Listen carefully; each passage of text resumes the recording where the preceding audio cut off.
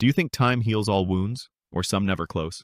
When I first stepped off the plane, I had no idea my world had already changed, and not in some small, fixable way, but in a way that would leave a permanent scar. I had spent the last year overseas, deployed in a place where every day felt like a test of endurance and patience, and all I could think about was finally getting home, seeing my husband, maybe laughing about how long the deployment felt, how small my apartment seemed in my imagination, and just feeling like myself again. I walked through the sliding doors of the airport, my bag slung over one shoulder, and right away something felt wrong, though I couldn't place it at first. My phone had blown up with messages, all casual enough on the surface, but with that undertone of awkwardness you notice when someone doesn't know how to greet you after a long absence. There were texts from neighbors, a few friends I hadn't spoken to in months, little hints of attention that didn't belong. I shrugged it off at first, telling myself that everyone just misses me and was awkward, that the sense of normalcy would hit as soon as I saw him. When I got home, the apartment was quiet in a way that didn't feel welcoming. The lights were on, dishes were in the sink, but there was no note, no sign of excitement, nothing that said he had been waiting for me like I thought he would. I called his name softly, expecting an "I'm here" or a voice from the bedroom, and that's when I noticed it, the phone buzzing again, this time with messages I wasn't supposed to see. They were from my brother, filled with casual jokes, inside details, things that suddenly made my stomach twist. I didn't want to believe it, but my instinct screamed. I went further into the apartment, and there it was, a message on the kitchen counter, a note of laughter scrawled with familiarity, something I knew should have belonged only between him and me. The feeling in my chest was heavy and suffocating, and I had to steady myself before I could even think straight. I called my husband, my voice shaking, and when he came out, it wasn't relief or happiness on his face, but something awkward and guilty that hit me harder than any punch could. The pieces started to fall together faster than I wanted them to, each one sharper than the last.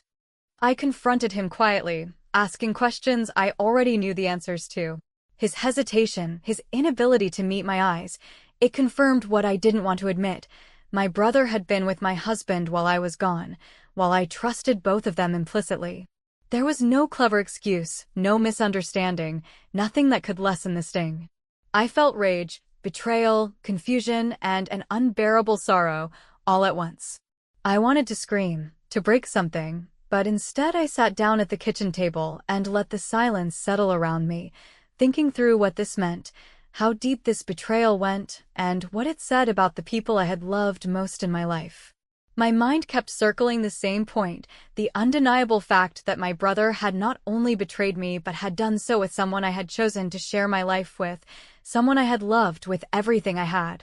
I knew I couldn't let the reaction come from anger alone because anger without direction is wasted energy, and I wasn't wasting myself on a temporary satisfaction that could be taken back with apologies and lies.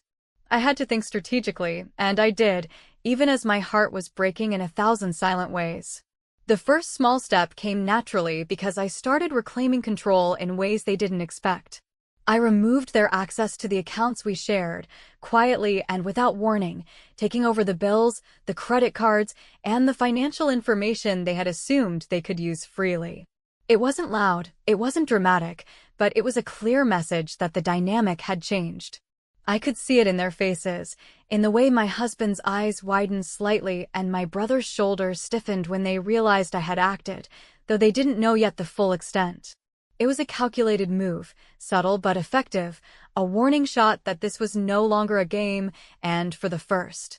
time since discovering the betrayal, I felt a small spark of control, a seed of calm in the storm.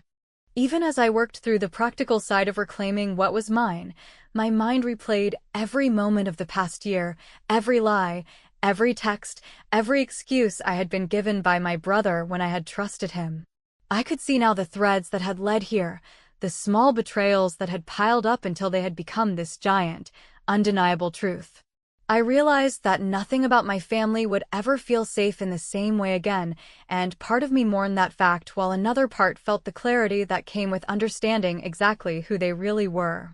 I had been hurt, yes, But I was not helpless, and the realization that this pain could be turned into something empowering began to take shape. The first step had been small, but it was deliberate, and I knew that over time, every action I took could continue to reshape the narrative. By the time that night ended, I wasn't screaming or begging for answers. I was planning, and for the first time since leaving for deployment, I felt like I had a future that wasn't dictated by the people who had betrayed me.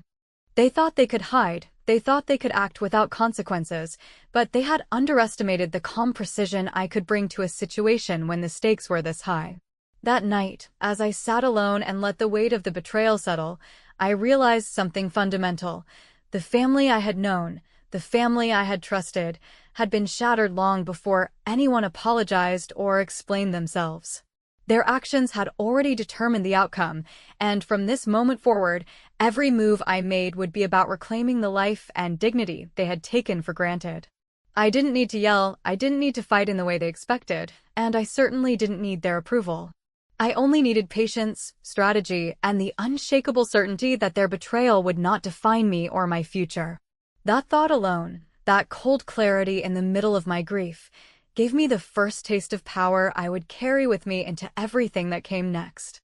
A few weeks after I returned and had settled into the awkward rhythm of a home that no longer felt like mine, my parents called me, their voices full of that rehearsed concern that only adults who have long perfected manipulation can muster.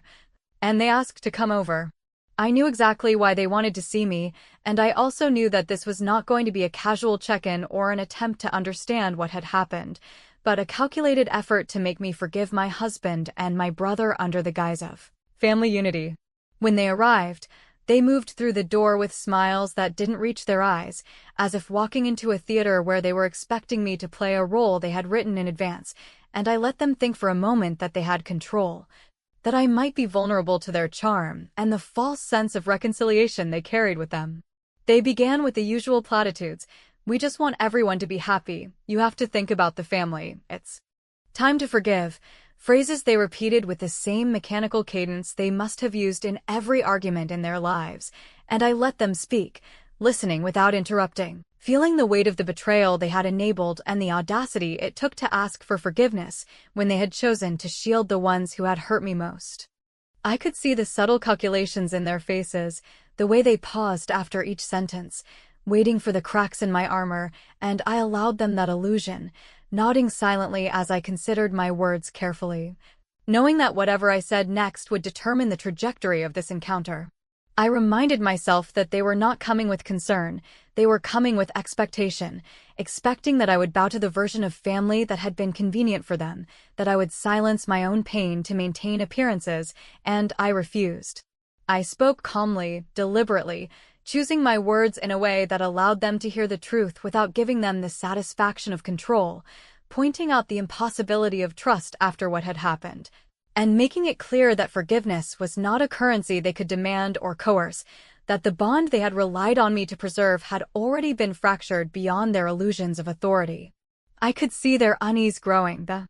subtle tightening of their shoulders, the forced relaxation of smiles that no longer held the weight they intended, and I recognized in that moment that the power in this room had shifted entirely. They tried to argue, to remind me of my responsibilities to the family, to point out the ways in which I had benefited from their guidance or support over the years, but I refused to let the conversation pivot to their narrative. I reminded them that true family did not exist in the silence of complicity, did not exist in the protection of betrayal, and did not survive when loyalty was measured only in appearances. Every word I spoke was calculated, not to wound them unnecessarily, but to clarify the truth and establish the boundaries they had long refused to acknowledge, and I watched as their attempts at persuasion faltered, as the room became a place where the expectation of compliance crumbled under the weight of accountability they had refused to carry themselves. I let them leave the illusion that they had made some small progress, that I might consider reconciliation, all the while knowing that the first phase of my response was in motion, subtle, deliberate, and irreversible. In the days that followed, I began documenting every interaction, every lie, every small betrayal that had contributed to the landscape I now navigated, creating a meticulous record that could not be disputed. a silent arsenal that I could deploy when the time was right. I reached out to financial advisors and legal contacts, not because I wanted to escalate conflict immediately, but because knowledge and control would become the foundation of my next steps. I had learned over the years, through deployments and decisions that carried real consequences, that patience and preparation could achieve outcomes that anger alone never could, and I used those lessons now, turning the chaos of betrayal into a calculated opportunity. The husband and brother began to notice subtle shifts, the frozen accounts, the quiet reorganization of my life around boundaries they could not cross, and I could feel their panic rising without saying a word, without confrontation. Just the undeniable evidence that I was no longer vulnerable in the ways they had assumed. I realized, as I moved quietly through my days, that my parents' insistence on forgiveness had been their first mistake, their desire to control the narrative exposing the fragility of the relationships they had claimed to protect.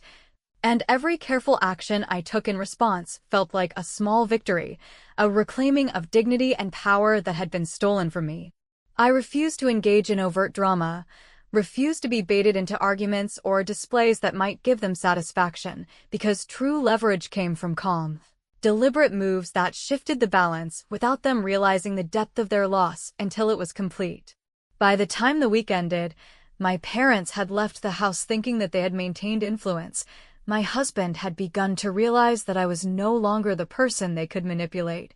and my brother had started to sense the consequences that I had been quietly building. The first round of emotional and strategic control had been established, and I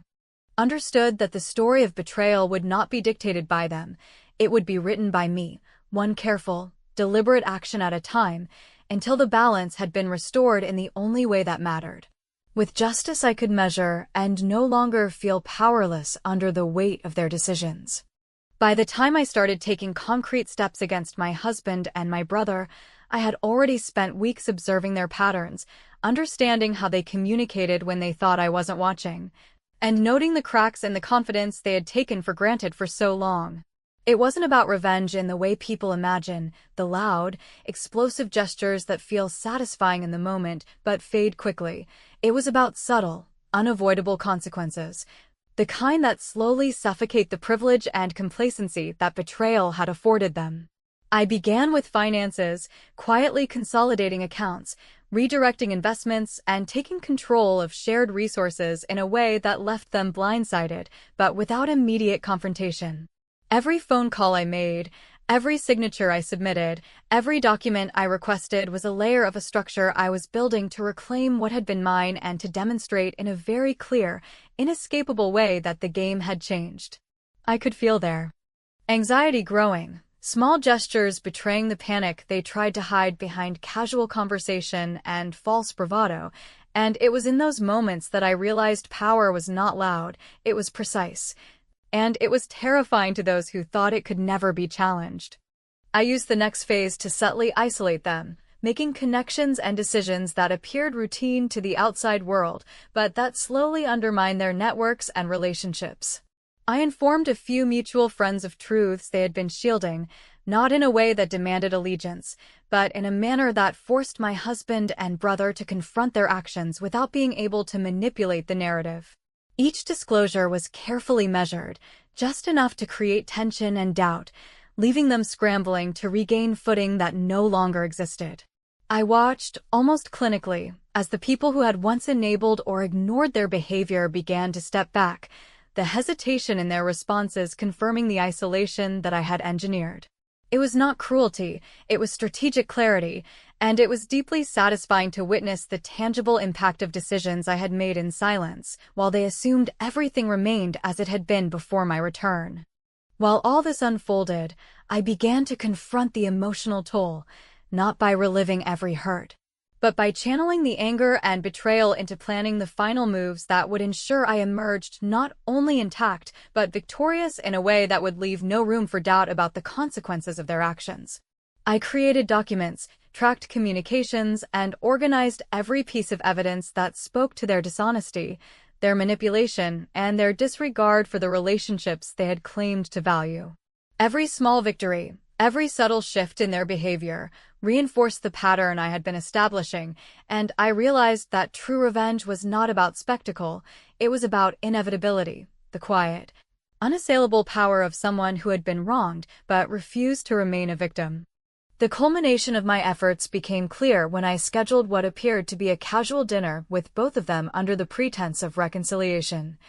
Knowing that the moves I had made over the past weeks would ensure they walked into a situation where every advantage they had assumed was intact had been quietly dismantled. I maintained a calm, conversational tone throughout, letting the underlying tension simmer, aware that each word I spoke, each gesture I allowed, reinforced the realization that they were no longer in control. By the time dessert was served, subtle but undeniable consequences had been set into motion. Transfers were finalized, messages delivered, and the social isolation I had engineered was quietly in place. Their eyes betrayed a recognition of the depth and precision of my planning, and I could see the realization that they had underestimated me, that the consequences of betrayal were not just immediate, but long-lasting and meticulously unavoidable.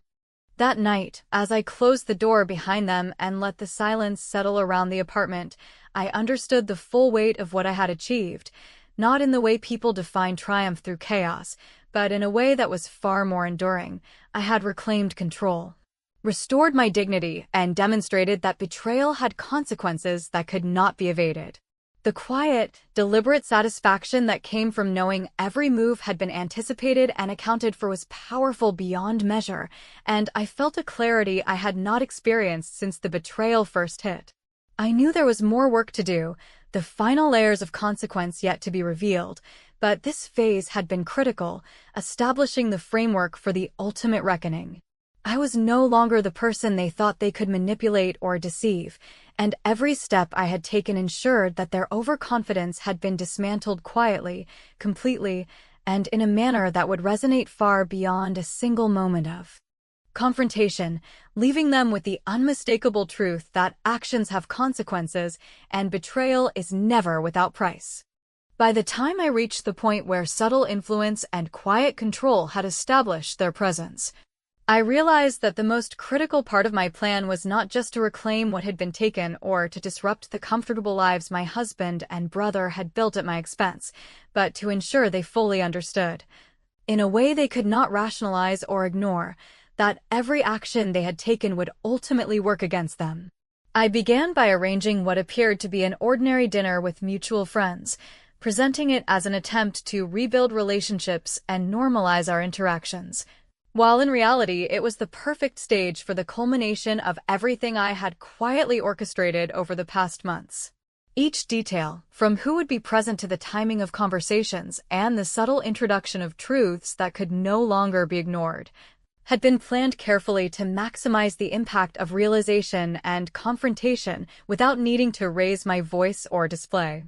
overt aggression. My husband arrived first, confident and casual as always, believing he could navigate the evening without consequence, and I let him settle into the illusion that he remained in control. Even as the first subtle elements of exposure began to take shape around him, exposing decisions, alliances, and communications that had long been hidden from view, I watched my brother arrive later, his demeanor calm on the surface, but betraying subtle signs of awareness that the equilibrium had shifted, that the careful balance of secrecy and advantage he had relied upon was no longer in place.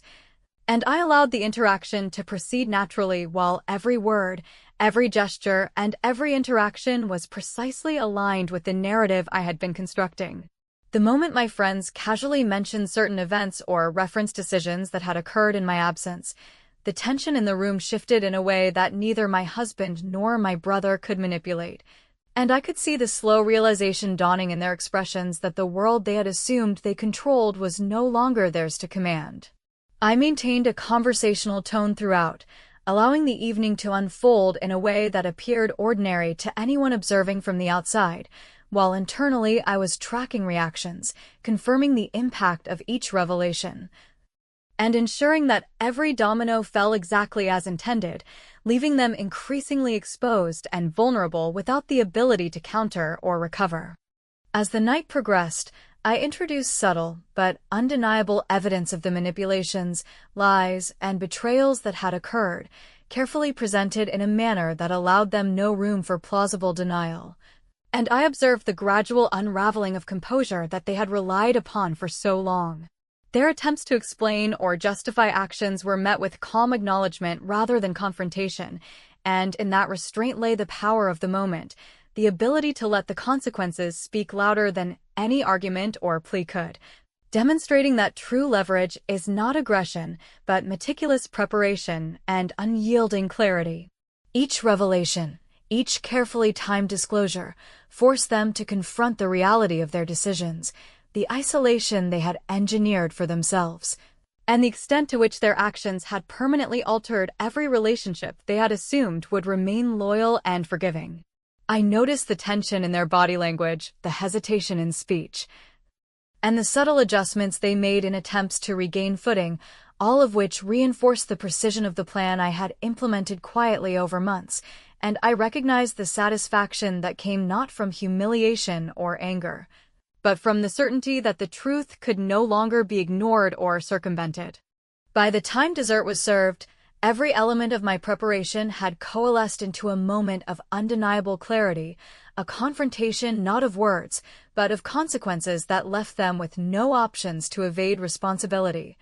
And I could feel the shift in power so completely that it was almost tangible, a quiet but overwhelming acknowledgement that the balance had been restored and that the lives they had assumed were secure were now irrevocably altered. I allowed them to leave the gathering under the illusion that decorum remained intact, that the evening had concluded without dramatic upheaval, while internally I understood that the stage had been set for the final moves,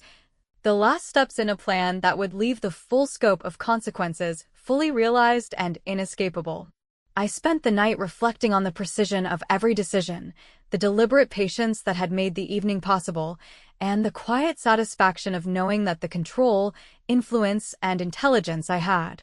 applied had created an irreversible shift, leaving my husband and brother with the undeniable truth that betrayal has consequences and that the person they had underestimated had not only survived, but had orchestrated a reality in which they could no longer dominate or manipulate the outcome. Everything had been designed for them to understand, in the clearest way possible, that the trust they had destroyed and the loyalty they had assumed were gone forever, replaced by the inevitability of accountability. And I realized that while the story was far from over, the trajectory had been established with precision, leaving them to navigate a landscape in which they were acutely aware that every move would now be scrutinized and every past action weighed against them. And in that awareness lay the power and satisfaction that I had been quietly building toward since the moment of betrayal. The final phase of my plan was never about spectacle or revenge for the sake of anger. It was about delivering a resolution that left no doubt in anyone's mind that the betrayal they had committed was not only remembered, but had been countered with intelligence, patience, and precision, and I knew that every detail, every step I had taken over months, would converge into a moment that would expose the depth of their miscalculation without needing me to raise my voice or act out of impulse. I began by reaching out to my parents under the pretense of reconciliation, aware that they had spent years attempting to normalize what had happened, to forgive their own children for actions that had devastated me. And I allowed them to speak their apologies and justifications, letting their guilt and desperation surface naturally, while I maintained the calm, deliberate composure that had become my armor and my instrument, ensuring that every word they spoke served only to reinforce the inevitability of the outcome I had designed. I listened to their pleas and rationalizations, noting the cracks in their resolve and the subtle admissions of truth that slipped between sentences, and I let them speak freely, knowing that their attempts to pressure me into absolution would ultimately reveal more than any confrontation could, and in that awareness, I found the satisfaction of having the upper hand without needing to assert it overtly. At the same time, I executed the last steps of the financial and social maneuvering I had spent months orchestrating, finalizing transfers, notifications, and changes that would leave my husband and my brother with no avenue to recover their previous advantage, ensuring that every decision they had made at my expense would now work irrevocably against them. and that any attempt to challenge or contest the changes would only underscore the precision and inevitability of the consequences I had set into motion. I coordinated with mutual acquaintances, legal contacts, and other stakeholders under the guise of routine matters, quietly ensuring that my influence was complete and that the structure I had built would withstand scrutiny, manipulation, or interference, and I observed the subtle anxiety in their behavior, the way they began to second-guess decisions they had made with assumed impunity, and I recognized the deep satisfaction of watching consequences unfold not through confrontation but through careful, unstoppable orchestration. When the moment came to confront both of them directly, I invited my husband and brother to a meeting I framed as an opportunity to address lingering tensions and rebuild what they assumed had been broken temporarily, while in reality it was the perfect stage to reveal the full scope of accountability, the culmination of months of strategic planning and observation, and the realization that every privilege they had taken for granted was now under scrutiny and controlled by someone they had underestimated. I presented the facts calmly, deliberately, and without accusation, allowing the evidence of their betrayal and its repercussions to speak for themselves, and I observed the gradual, undeniable comprehension on their faces. The recognition that every action they had believed would remain hidden, every manipulation and deception they had relied upon, had been anticipated and countered with precision that they could neither contest nor evade. The silence that followed was not the awkwardness of social discomfort, but the heavy weight of inevitability, the quiet acknowledgement that the lives they had assumed were theirs to command were no longer within their control, and that the person they had sought to undermine had emerged not just intact but victorious, fully aware and fully prepared. Finally, when my parents tried once more to press for forgiveness, to frame the resolution in terms of family unity and reconciliation, I smiled and delivered the words that I had rehearsed in my mind, but felt perfectly natural in their delivery, stating that the family they were referring to had ceased to exist the day they chose to betray me, and I watched as the realization struck them fully, the combination of shock, regret, and recognition of my composure reinforcing that the outcome was complete, inescapable, and deserved. I did not need to justify my actions, plead for understanding, or dramatize the impact. The precision of months of planning, the subtlety of every move, and the clarity of consequence spoke louder than any argument could, and in that moment, I understood the finality of the situation, the completeness of the victory, and the deep emotional satisfaction of knowing that the person who had been wronged had reclaimed power and agency in a manner that left no doubt about the outcome or the intelligence behind it. Walking away from that meeting, I felt a sense of resolution that was both calm and absolute, knowing that every piece of the puzzle had fallen into place, that the consequences for betrayal were irreversible, and that I had not only survived, but had ensured that every action, every decision, and every misstep my husband and brother had made was countered and exposed in a way that was unavoidable, undeniable, and brilliantly satisfying, leaving me in control, vindicated, and entirely unshaken by the years of deceit and pain they had caused, and I knew that from that point forward, the lives they had assumed would remain theirs were now irrevocably altered by the clarity, precision, and patience of the person they had underestimated from the start.